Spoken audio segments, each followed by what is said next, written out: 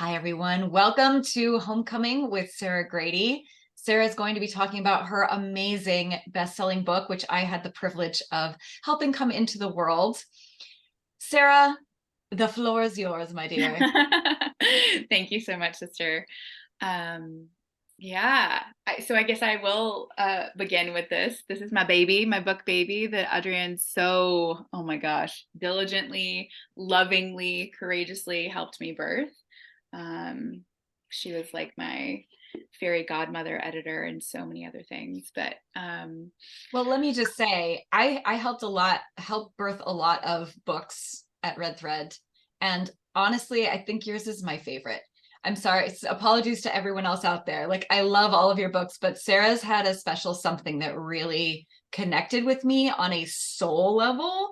Um, it's so it's not only so beautiful and useful, it is so raw and real. And the stories in there hit me on like a gut level and connected with me as like this bitch is being so vulnerable and so truthful right now. And it just was like, yes, I need this. It gave me permission to go to places in my own writing and my own work that I had been kind of like goose stepping around. So thank you for that. Oh, sister, thank you. I mean, okay, well, I was gonna like get into the juju later, but I feel like I should go ahead and light my candle now because Yeah, fuck yeah. Let's light the yeah. And it's a pine scented candle, and pine absolutely is that tree for clearing energy, Oh, clearing let's all do it. mind, Yep. Candle time. clearing consciousness. Yeah, so there we go. Might even turn my light off and just let this candle hold the glow. Yeah. Mm,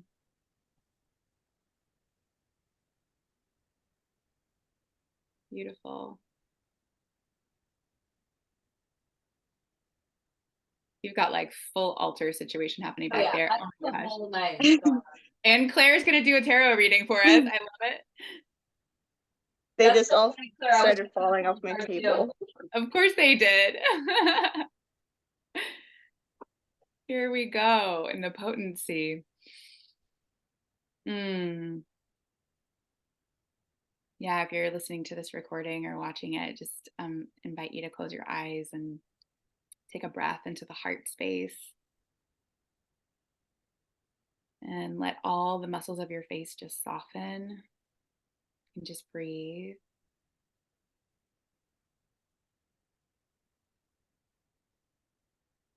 And just track what it feels like to be in your body right now. And would you say that you feel like you're at home in your body in this moment, or do you feel like you're out to lunch?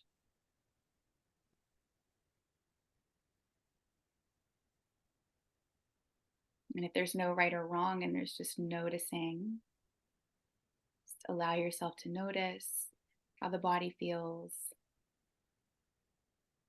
and just take a breath into that space. And just imagine that you are at the base of this really old ancient pine tree. I live here in North Carolina. This is where I was raised and where my homecoming journey began and just recently completed after a whole long journey. And so just feeling the roots of the pines. And when I think about pine trees and their medicine, I think that they give us like the strong, straight back. It's like sturdy spine, um, so that we have the strength, the fortitude, the clarity, and the focus to move forward in our mission, whatever that is, whether it's preparing breakfast for our children or, birthing bodies of work. So just breathe in that frequency of pine and let the tall, straight, strong back fill you with the awareness that you don't have to do any of this alone.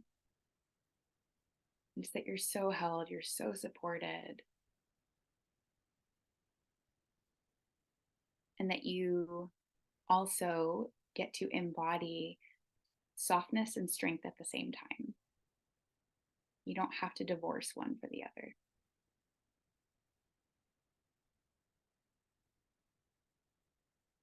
Mm.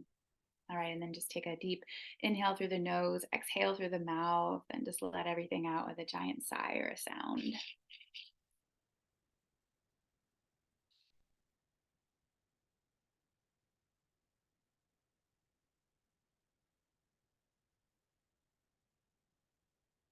Yeah. Okay, now we're here. And I'll just talk a little bit about what is homecoming, what is this book, what is this body of work, what is it comprised of, and how can it serve you? So just a little bit about me. I went to theater school in Boston and was an actress and worked in film and television in Los Angeles. Yeah. And then I ended up getting into grad school in San Francisco to become a drama therapist. And I thought, oh my gosh, what a mystical, magical way for me to be able to bridge, these worlds. And as a form, like as an art form, drama therapy is incredibly potent and I love it. And I'm so grateful for my training in it. And the majority of psychotherapy jobs that are out there, if you're not going to do private practice, are in community mental health. Yeah. So like stability, security of a paycheck equals like absolute like vicarious trauma and burnout for little sensitive souls like me, super empathic bodies. And so I was a therapist in San Francisco working with at-risk youth for a handful of years. I worked full time actually during grad school as a behavioral therapist, and then post grad worked under my internship number for about 3 years post grad. And then I was 200 hours away from sitting for my licensure, and I walked away from all of it. I was burnt out beyond belief.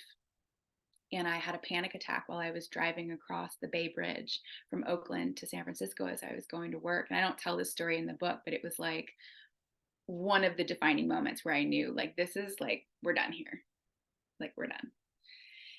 And I thought, well, shit, I just spent like 60 grand on a master's degree and I'm going to leave this career. And, and in earnest, I did try to have private practice, but what was happening, and I think those of us on the call or those watching the recording will really get this, which is like, you can only fit in the spaces that are meant for you.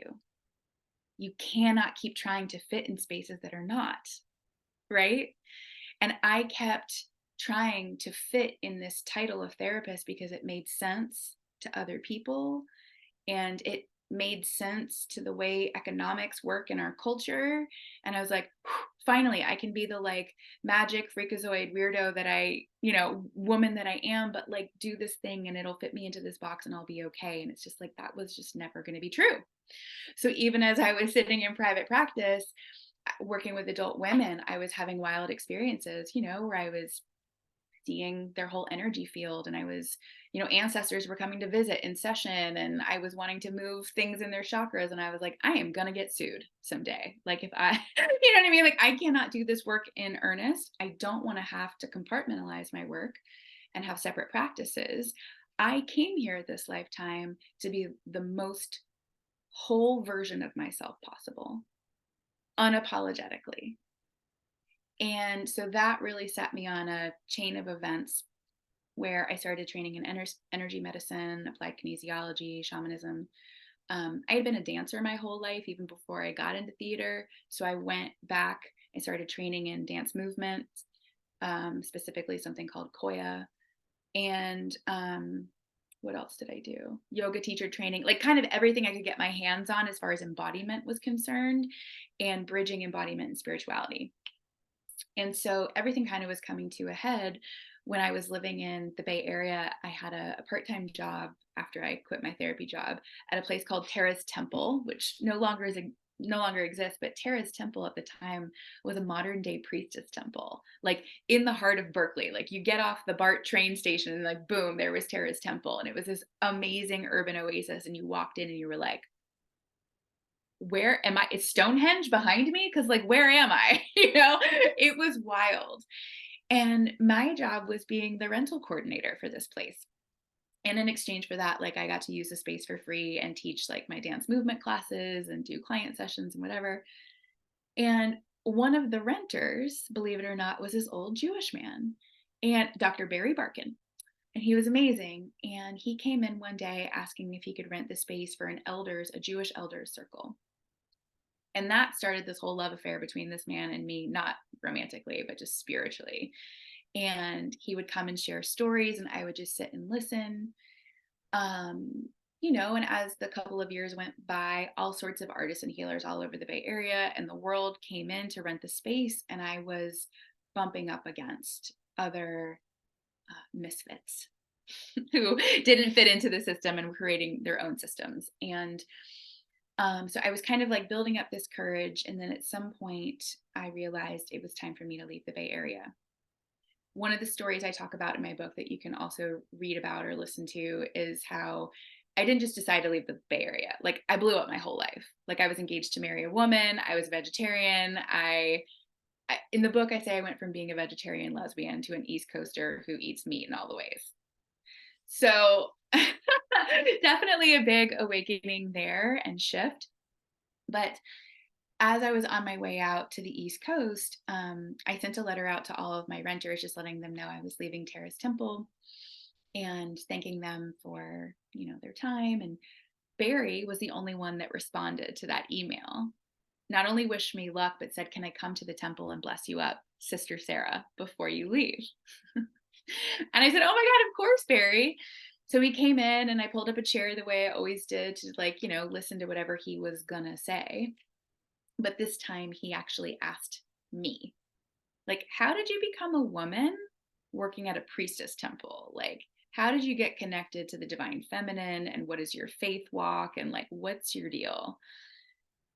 And I told him my whole life story pretty much leading up to that point. And you can read about that story in the book, but essentially I was raised Irish Catholic, and that never resonated. I felt a lot of shame in my body and my heart, couldn't really be myself, but I always knew that God was real and I could feel God every time I danced or was in nature. And, all these things that I later learned were more feminine aspects of the divine. And so I really, just threw myself into studying spirituality and the embodiment of the feminine, first in Hinduism, through all the amazing goddesses, Lakshmi, Durga, Kali, Saraswati. Yeah. And they really held me until I could kind of come back to my own genetic spiritual lineage of being a Celtic woman. And there's profound Celtic shamanism and spirituality and divine feminine spirituality at that. So I told Barry all of this and some more of my journey. And at the end of that meeting, he just like placed his hand on my shoulder, like he was dubbing me with like a knight. And he's like, "Well, Sister Sarah."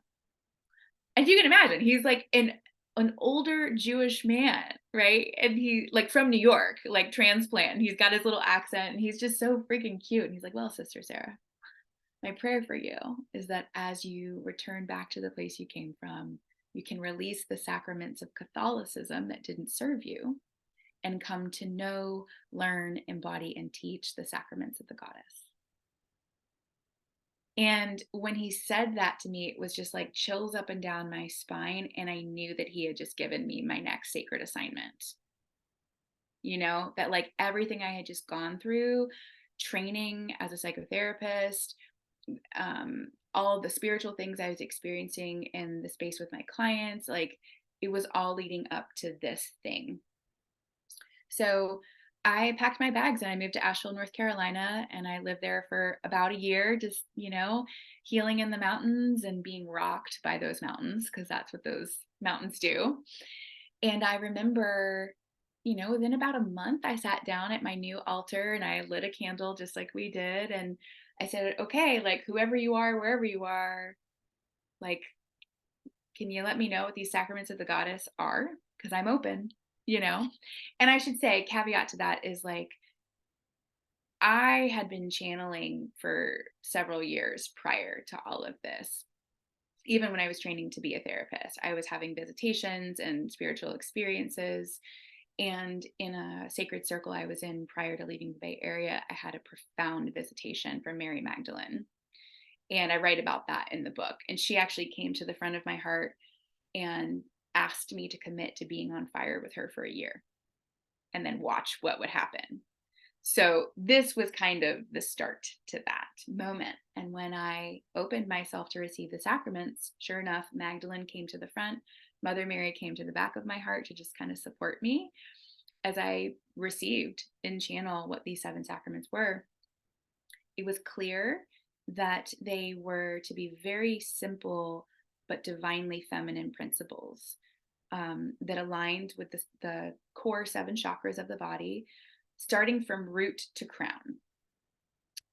Because so much of the guru masculine model of spirituality is transcendence, is leaving, right? It's not about coming deeper down into the body, but we have to start with the root of who we are first and like slowly organize our way up to meeting the divine. We can't just like connect with the divine and bypass everything that's in the body. It doesn't work that way. It definitely doesn't work that way for the feminine. So I was given these 7 sacraments correlating with each of the 7 chakras. And then I was told, you cannot go teach about them. You can't write about them. You can't do anything with them. You have to go out and live them. And we, the Marys, will let you know when it's time. And so sure enough, the initiations began. I mean, I thought the initiation began when I left my ex-fiance and I left California and all of that, but it was like, oh no, buckle up.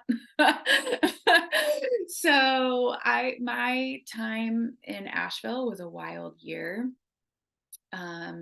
And I write about a lot of the stories, the initiations I write about in the book, and each of those stories correlates to a different sacrament.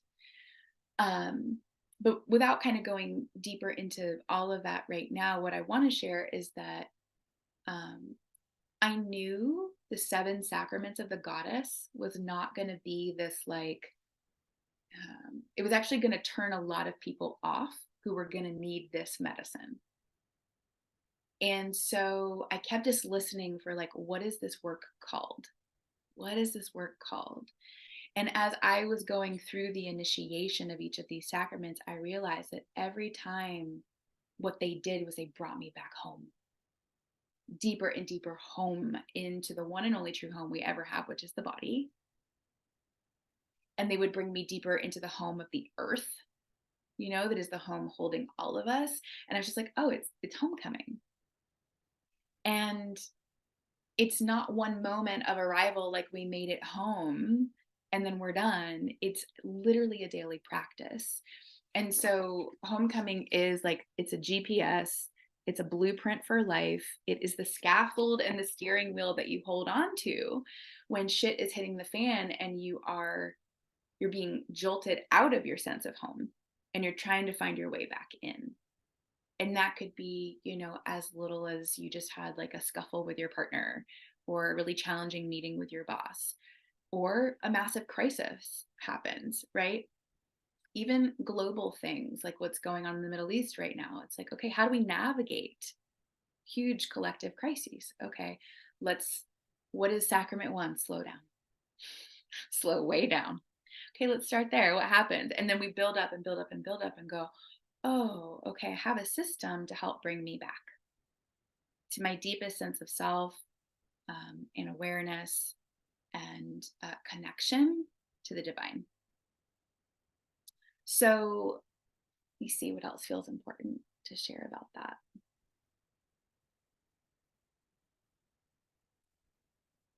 The divine feminine is not linear, right? She doesn't go from A to Z. She normally goes A to F to L to P.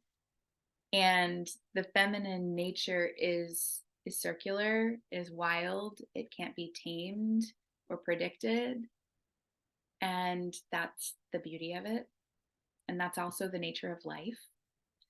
And so the sacraments, even though they go from root to crown, and can be used in that way, there's not a particular order. When you need a steering wheel for a certain moment, you can just call on one of them, and that will be the guiding principle. But you can also use this system synergistically throughout your day. And I often find that there are like initiation phases, where I'm like, oh man, I'm really in a sacrament 7 period of my life. And that helps to give context to what we're going through, because to be in these human bodies right now is so fucking insane. It's just a lot for all of our cells and particles to process. And, homecoming is just one tool out of many tools, right? So whether astrology is your thing or human design is your thing, I have umpteen oracle decks. That can be your thing. Like, this is just a system that can help be one of those tools to grab onto. So the book itself is broken up into 3 sections. Each sacrament or each chapter has its own transmission, and they are meant to be like divine feminine Bible verses, if you will, little, paragraphs that you can meditate on. And really, you could just read one and work on that for days, weeks, years sometimes. And I found in the homecoming journey, as this work was coming through me, that made it more digestible, and it actually made it more supportive. Like when we're going through life, like we don't need a freaking thesis to help us get through. We need a phrase, a quote, a meme. Like that's why social media is so powerful, because one little meme on Instagram can support you way more than hours of therapy on a couch. So there's the teaching, and then there's the personal story. So I describe kind of my initiation and embodiment into each sacrament, so you can have something to kind of compare it to and go, oh yeah, I've been through something like that. And she made it out the other end on this thing, and I can too. And then there's a workbook. And the workbook section of each sacrament is not necessarily, I don't know that that's a great word for it. It is full of embodiment tools and practices. There are mantras, there are prayers, there's herbalism. I partnered with a local herbalist here in North Carolina who channeled an herb for each sacrament to work with. And you can just meditate on that herb and it will help anchor you right into that sacrament. I created playlists for each sacrament. So there's like 5 to 10 songs that you can dance to, move to, put on when you're journaling.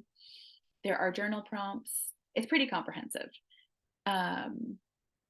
And so this is really meant to be a supportive text to workshop your life.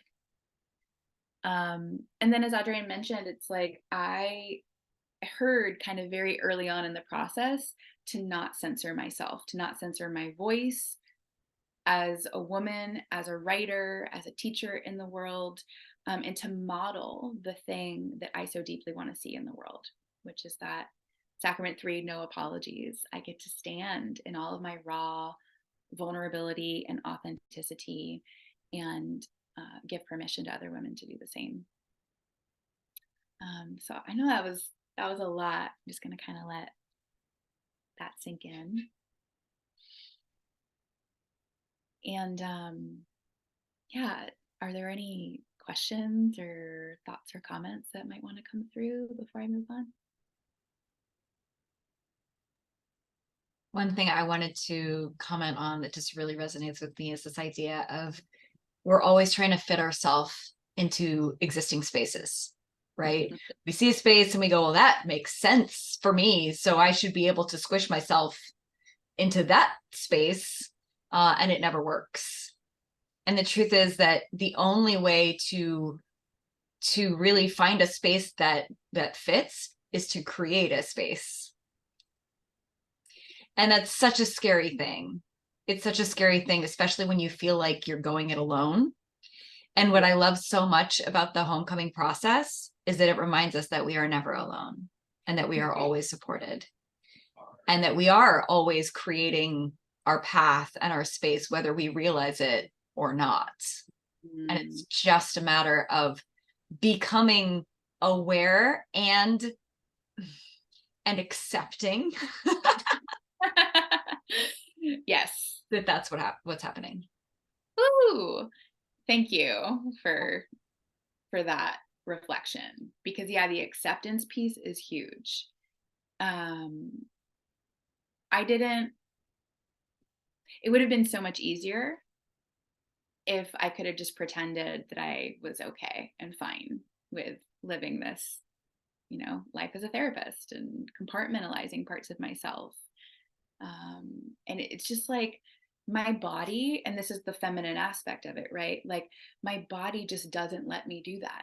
My body, and you can read about it in the book, like started to break down. I mean, there were moments where I was losing my hair in Asheville. I had breast lumps. I went through a breast cancer scare. Turned out it was just fibrocystic, but it was like a months and months long, drawn out process. Eczema, skin rashes, you name it, like exhaustion. Like my body doesn't let me be in places and spaces, including relationships, that are not in alignment. And my job, if I'm to practice what I preach and to really be at home, is to listen to that.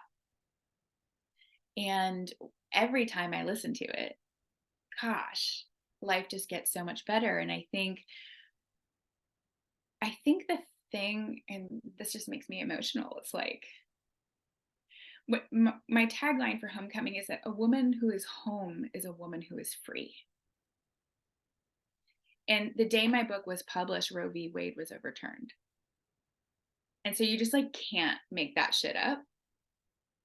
And I just feel like, what does it mean for us as women, however we identify as that, to radically choose our freedom?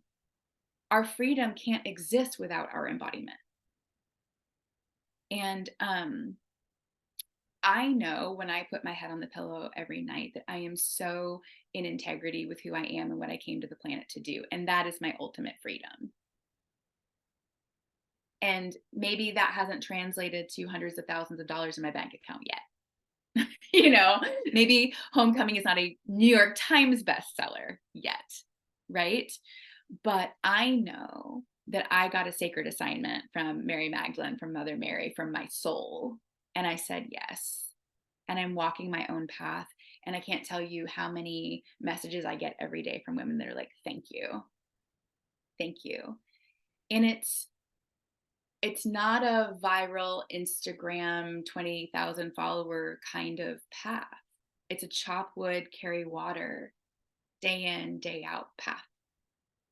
And I think the trade-off is that I feel so good about who I am, and I want that for everyone in the world. And what I know to be true is that every single one of these sacraments gets me back to self. Like I never have to worry, how am I going to get there? Like invariably I can take my book and do a divination and go, oh, okay, here we go. That's all I needed right now, Like what I just turned to was page 150, and it says, the impossible becomes possible through love. And so if I'm having a crunchy moment, it's like, oh, I come up to sacrament 4, heart compass, call in the frequency of love. And then it's like, it's like the matrix, like the sacred matrix just starts to reorganize in my cells. And then I know what to do. Sarah, can we talk a little bit more about sacred assignments? What is a sacred assignment? How do you know when you have one? That's a great question. So a sacred assignment is definitely not something that you think of. It's not like, oh, I think I should go to school to become a lawyer, right? It's feeling oriented. You feel it, and you don't even feel like you're the one choosing it. It's being chosen for you, right? Like I could never have imagined that Barry was going to find me at Tara's temple and put his hand on my shoulder and be like, okay, and now the sacraments of the goddess. I was like, what the fuck is that? But it was also that it like grabbed me. I couldn't not escape it. And so what I would say is, if there is something that you just keep visioning and it won't let you go, that is a sacred assignment. And it doesn't have to be professional or career oriented either, right? Like the sacred assignment could really be something creative, a piece of art that you're meant to create, or a community garden, or really anything. But you just keep hearing, I need to do this. I need to do this. I need to do it. Um, and it brings you peace or joy or passion, or it turns your body on with excitement.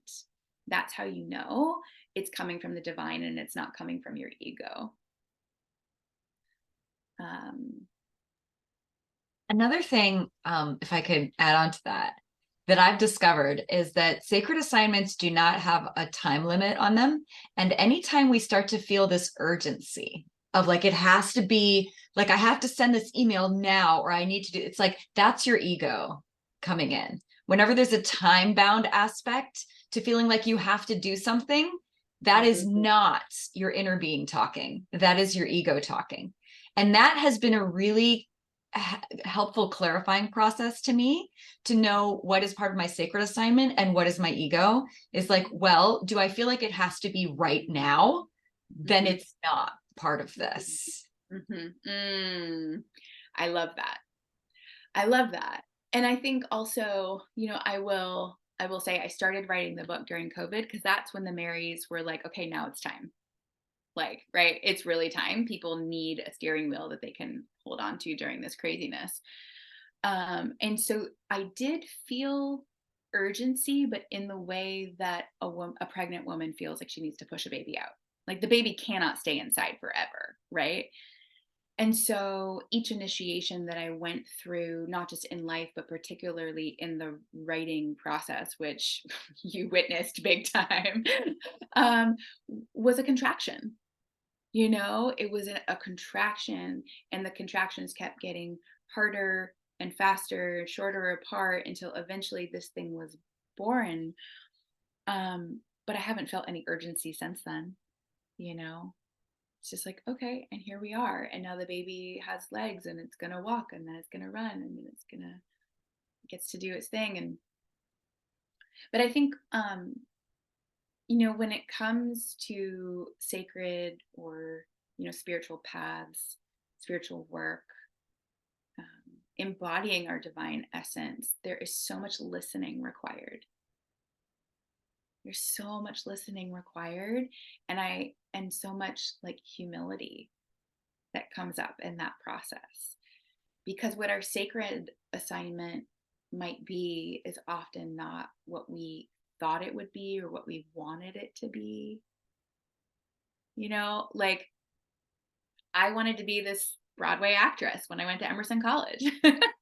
And then every time I tried to fit into the thing that I studied for or trained in or whatever, you know, spirit life would have a way of knocking me out of that and going, not just yet, right?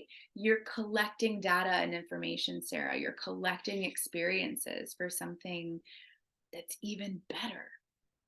And so that's the other thing with the sacred assignment and with the way the divine works. It's like the divine wants so much more for us than we can conceive of. Always.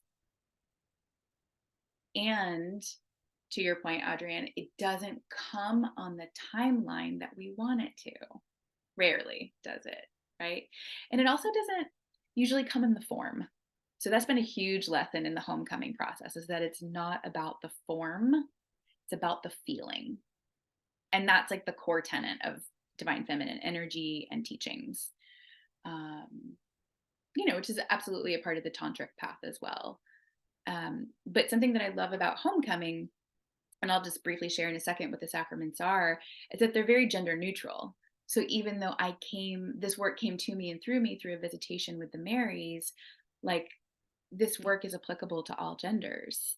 Men absolutely need this just as much as women and everything in between. And I write that at the beginning of the book too. So if you're watching and you just want to take notes, sacrament 1 that correlates to chakra 1 is slow down, slow way down. Sacrament 2 is honor your body as a temple.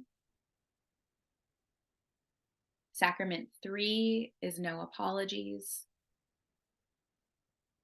Sacrament 4 is heart compass. Sacrament 5 is gather your people. Sacrament 6 is above all else, trust yourself. And Sacrament 7 is embrace the mystery. I don't know what human doesn't need to slow down, honor their bodies, stop apologizing for what they know or what they feel or the truth of who they are. I don't know what human doesn't benefit from being connected to their heart and heart consciousness. Gather your people is really a sacrament about asking for support and authentic support and friendship and relationship in one's life. Trusting yourself. I mean, we've been conditioned out of that for so long, and so much disease and chaos and disorder happens in our lives when we go against that trust, that intuition, that knowing, right? And then last of all, embrace the mystery. It's like we are given our intuitive knowing, and then we are also asked to surrender to the thing that's larger than us, because we're never supposed to do it alone. We are being asked to trust and to be held. And that mysterious space is the void space of the womb, right? Women are biologically more connected to it than men, but we are all connected to it in some shape, way, or form. And I think the biggest thing about homecoming, when I think about the potency of all the sacraments, I just speak them out loud, and vibrationally they have their own frequency and transmission. But when I feel into embrace the mystery, it's such a mindset shift out of judgment and into curiosity. And everything in our life changes when we get curious. You know, it's a shift from scarcity to abundance, really. And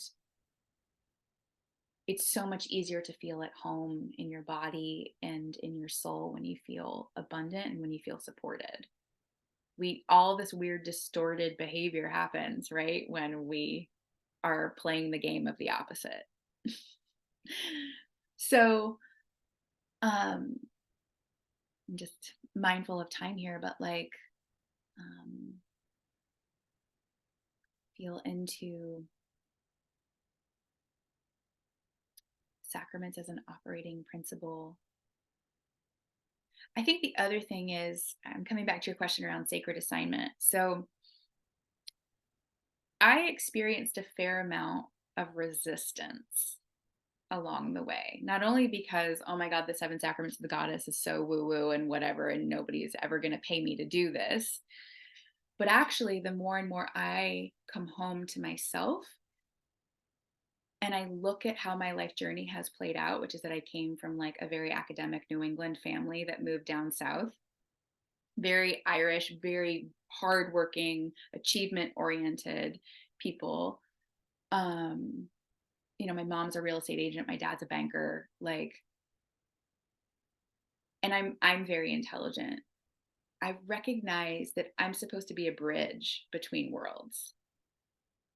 I'm not supposed to just hang out in the spiritual community and like be comfortable with all my little yoga dance friends or whatever. Like that would feel good. But actually, the deeper sacred assignment is for me to take this into corporate spaces, into very masculine spaces, into clinical spaces, into the spaces that I ran so far away from. They're the spaces that need it the most. And so that's kind of the larger metaphor to what homecoming is. So if you get nothing else out of this talk today, get this, which is that the process of homecoming is about trying on everything that is not home first, in order to know what home actually is. And so experiment, play. When you get a wild hair, go on a trip and do a thing. Like, you're collecting information and data. And that is an invaluable process that no one can take away from you. Because then once you know, you've tried on a bunch of things and then taken them off and ascertained what is home, you can't unknow it. Once you feel something, you can't unfeel it. And there's so much judgment and shame that we accumulate in this process, especially as female bodied people, where we think, well, I am so smart and I am talented and I should know things and I should have my shit together and I should be making this amount of money and like blah, blah, blah, blah, blah, blah. Right? And all of that thinking takes us so far out of home, instead of just trusting that every time we stood up and we tried something new, that was exactly what we were supposed to be doing. We weren't wasting time. We weren't fucking around, right? We didn't make a mistake, even if we would never do that thing again or date that kind of person again or whatever, right? And so I was actually on a really fabulous date 2 nights ago with a guy who is so not my type.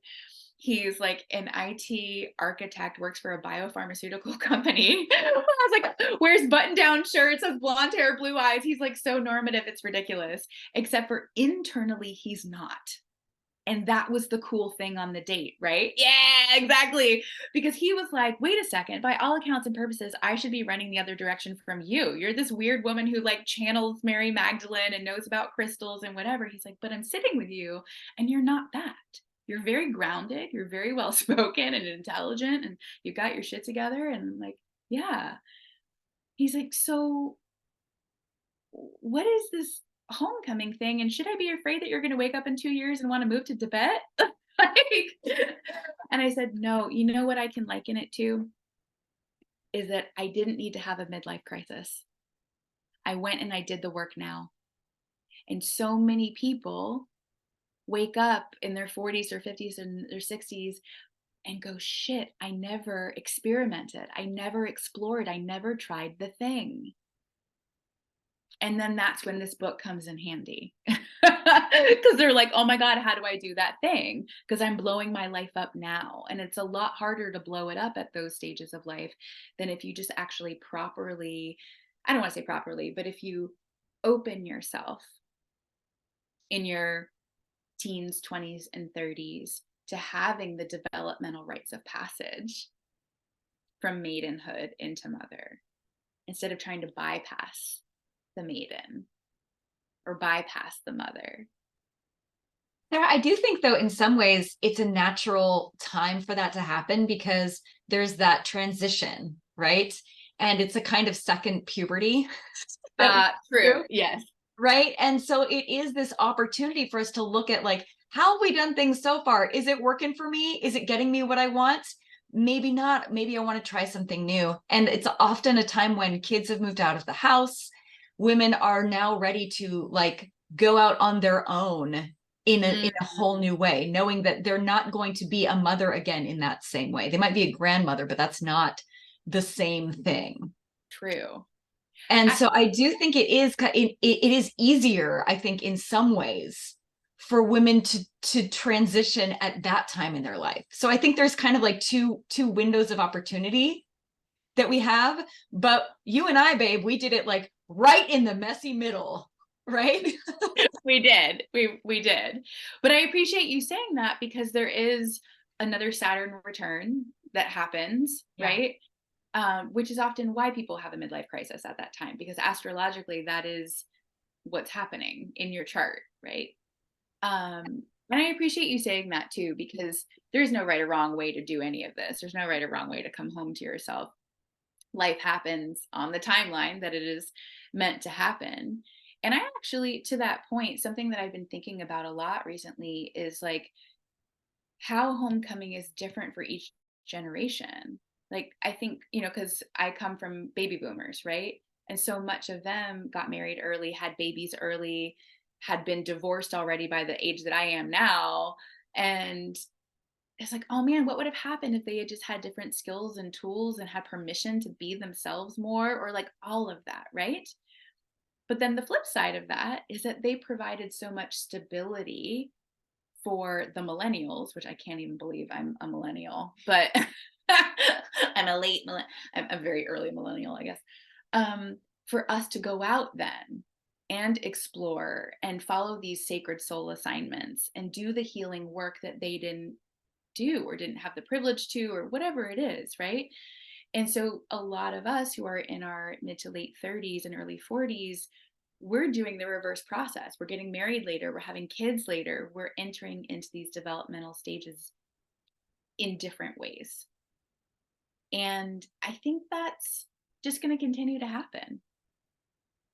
And so, how do we nurture each other as biological family, as soul family through these stages of life? And then, how do we nurture ourselves? And at a time, especially when I think so many systems and structures are getting deconstructed.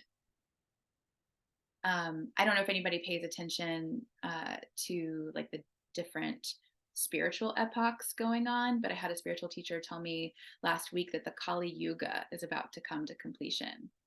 And this is like thousands and thousands of years of life on planet Earth. And Kali is the Hindu goddess of war and destruction and death, right? Which can only mean that rebirth and new beginnings are coming after. But the end of Kali Yuga is January 15th. And so we are like in this compression cycle of death, of war, of deconstruction, of grief, of like all of these endings up until that time. And of course, in the pagan calendar, we're coming up on winter solstice. So it's like the darkest time. I feel like, yeah, Adrienne, you probably have something to say about all of this and it's coming together.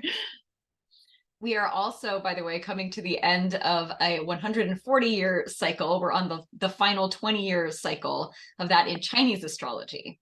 And we're coming out of an earth period, right?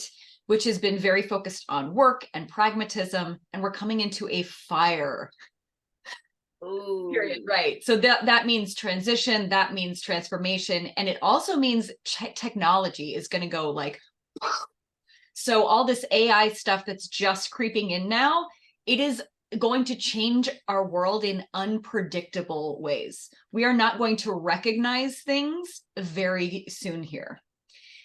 Yeah. And so when we talk about transition and transformation, it's like things, we're going to be moving so fast that we're not going to recognize ourselves, right?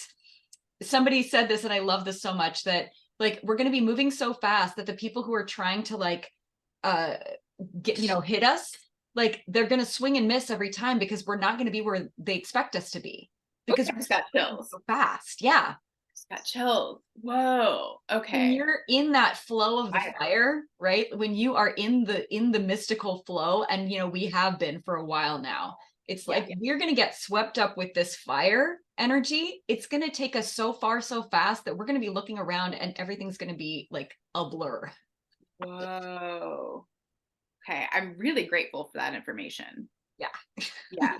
So I guess this is just like coming into the field right now because the word that often comes up during the homecoming process is disorientation. Right? We feel there's a disorientation that we internally feel like something's not right. I'm in the wrong job, I'm in the wrong partnership, I'm in the wrong city, house, whatever. There's something not right in my body and I can feel it and it's disorienting. How the F do I then get home? How do I get right? How do I get into alignment? And so as you're just describing all of this, I was like, holy shit, get ready, buckle up, y'all, for levels of disorientation that like collectively we have never known. Right. And personally, I'm kind of old school, right? So like the whole AI chat GPT thing, like terrifies me. I should probably get more on board with it, but I don't know. We'll see. And so then I'm just like, yeah, Sacrament 1, slow down. And then how does the technology of slowing down, which is actually just something that brings us present, it's getting present with ourselves. How does that actually speed things up? And the paradox of that. So as you are experimenting and trying all the things that are not home on in order to find out what is home, just an encouragement to slow down from time to time, which can just be taking a breath. Just take a breath in a moment when you would normally push through, and that will bring you a level of clarity so that you can know what is the next right step to take. And hopefully that will help reduce the level of disorientation and turn any of this transformation and new beginnings and rebirth into something that is exciting and positive and generative or life-giving, not something to be afraid of. Yeah. Something just came through when you were saying that I want to share with you. I wrote it down. Okay. Time bending starts with stopping.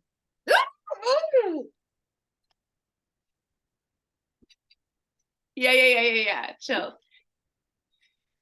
Mic drop. I don't really have anything else to say. Thank you for coming to my TED Talk. And so maybe an invitation as we kind of close this year out and we go into the solstice time in a couple of weeks is like, how do we want to bend time?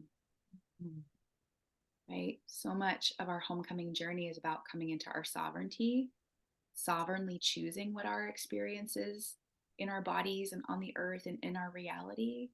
And so how do we want to choose to bend time? How do we want to get curious and lean in about co-creating and working with the mystery and the fire and not being a victim to it, but absolutely a co-creator with it? So this excites me. This is a really exciting time that, like, on a soul level, we all signed up for. We're all like, yep, we're coming in for this shit, y'all. You don't want to miss that party. This is going to be the show. It is. I feel Sarah, so thank filled you. up. Yeah, thank you so much for being here. That was incredible. I knew it would be. You're fucking amazing. Thank you so much for joining me here today. You are always welcome in this space. Please come anytime. We love you. And those of you who are watching this, please go and find Sarah's book. I cannot recommend it highly enough. It is such an important, essential guidebook to all things divine feminine and also just like all things human. So, and like she was saying, it's not just for women. Men out there, men, hello, you need this. Yeah. You need this. Yeah. To get all of the things that you want in life, including women, you need this. 1000%. Yes, and it's also on audiobook, so if you're not like a hard paperback person, because this is over 300 pages, you can download it on Audible, and it'll be out on Spotify and other platforms in the new year too. Ooh, exciting, Sarah! I can't wait to listen to it. Yay! Listen while I go on my long walks. I love to listen. No, thank you so much. Thank you so much. All right.